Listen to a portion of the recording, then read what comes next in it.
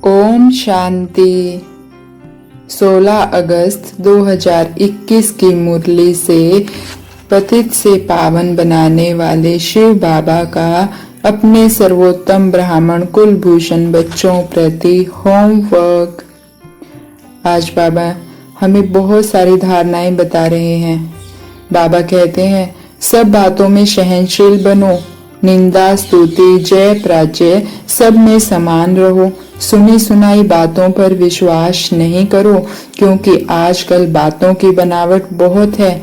सब में देह अभिमान है, बाहर का शो बहुत है। यह किसी ने सुनाया, बस बुखार चढ़ जाता है, नींद भी फिट जाती है।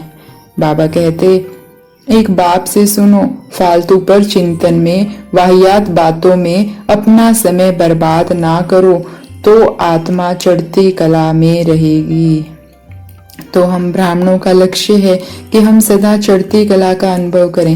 लेकिन बाबा कहते हैं, जब तुम इधर उधर की बातों का भरोसा करते हो, क्योंकि आजकल बातों में मिलावट इतनी है, तो बाबा कहते हैं इसलिए तुम किसी की मत सुनो, तुम सिर्फ बाबा से सुनो और बाबा के साथ लगन में मगन होकर अपना कर्म करते रहो, तो हम सदा चढ़ती कला का अनुभव करेंगे। तो आज हमें ये दो बातें धारण करनी है। पहला, वाहियात बातों में, फालतू बातों में जाना ही नहीं है। कोई कुछ बोल रहा है, मेरे काम की बात है तो सुनो, मेरे काम की बात नहीं है तो छोड़ दो।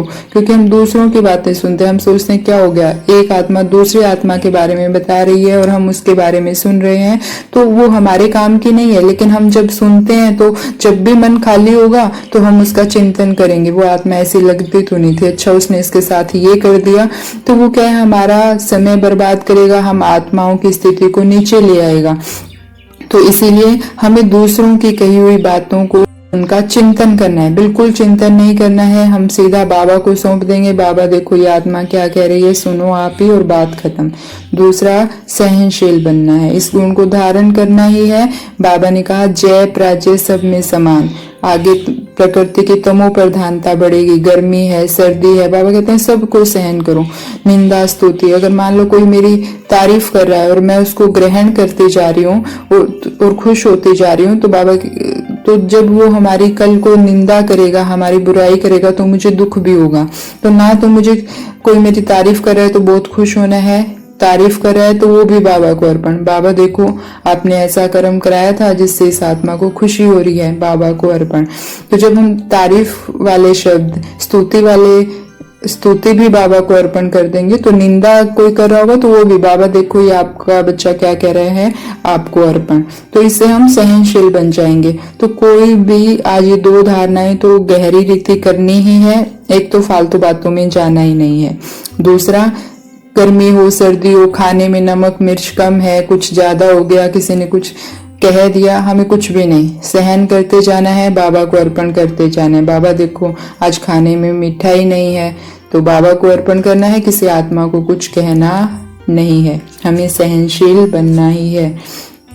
बाबा कहते हैं, एक बस फालतू पर चिंतन मत करो, एक बात पक्की कर लो, हम आत्मा है, आत्मा अविनाशी है, शरीर विनाशी है। तो ये पार्ट है हर आत्मा का, मैं तो आत्मा हूँ और मैं सहन शक्ति से भरपूर आत्मा हूँ। बाबा ने कहा कि बाप सब संबंधों का सुख देने वाला है, उसमें सब मिठास है। प्रवृत्ति मार्ग के संबंध से तोड़ निभाना है, प्यार से हर एक को समझाना है कि देखो अभी विनाश का समय नजदीक है, यह आसुरी दुनिया खत्म होनी है, अब देवता बनना है, दैवी गुण धारण करना है।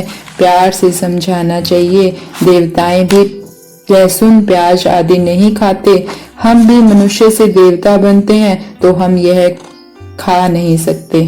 तुमको भी राय देते हैं, यह छोड़ दो। बहुत बाबा कहते हैं, तुम बच्चों को ऊंचा बनना है, बहुत मीठा बनना है, कभी भी क्रोध से बात नहीं करनी है, जितना हो सके प्यार से काम लो। तो आज हम तीसरा होमवर्क ये लेंगे कि बाबा ने कहा मैं तुम्हें सब संबंधों का सुख देता हूँ। तो पहला तो हमें आदत डालनी है बाबा से हर संबंध का सुख लेने की। जहाँ माँ की जरूरत है बाबा को माँ बना के कर्म कराओ, जहाँ बच्चे की जरूरत है बाबा को बच्चा बना के बाबा के साथ कर्म करो। तो ऐसे हमें बाबा से हर संबंध के सुख लेना है। गृहस्थ में रहते हुए भी हमें बाबा कहते हैं उन्हें आज समझाने दो कि हम ये दुनिया विनाश होने वाली है, और आज तो हमें दिख ही रहा है, सभी आत्माएं मानती है, साइंटिस्ट भी मानते हैं कि सारी दुनिया मानती है कि विनाश बहुत नजदीक है, ग्लोबल वार्मिंग बढ़ रहा है, बर्फ पिघल रही है, तो विनाश बहुत नजदीक है और ये सब मानते हैं। तो अब हम धरती का परिवर्तन का समय है, आसुरी दुनिया खत्म होनी है, इसीलिए हमें अब देवी देवता बनना है और इसीलिए हमें अपनी धारणाओं पर चलना है। जो चल सकता है उसे जरूर चलना है, लेकिन बाबा ने कहा प्यार से समझाना है, क्रोध नहीं करना है। तो आज हम तीसरा होमवर्क ये लेंगे, हम बाबा की बातें औरों को बताएंगे, प्यार से बताएंगे। क्रोध तो किसी भी हालत में करना ही नहीं है, क्योंकि क्रोध करते ही हमारा अकाउंट बन जाता है, फिर हमें ही उसे क्लियर करना पड़ता है। बाबा कहते हैं कि आखिर में यह पत्र व्यवहार, टेलीफोन, टेलीग्राम काम नहीं आएंगे, उस समय वायरलेस सेट चाहिए। इसके लिए अभी अभी कर्म योगी, अभी अभी कर्मातीत स्थिति में स्थित रहने का अभ्यास करो, तब चारों ओर संकल्प की सिद्धि द्वारा सेवा कर सकेंगे।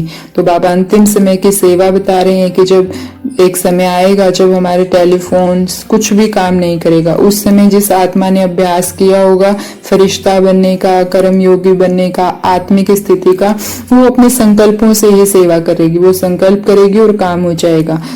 तो ऐसी परमात्म प्यार की पालना में पलने वाली सहज योगी आत्माओं को ओम शांति। शुक्रिया बाबा।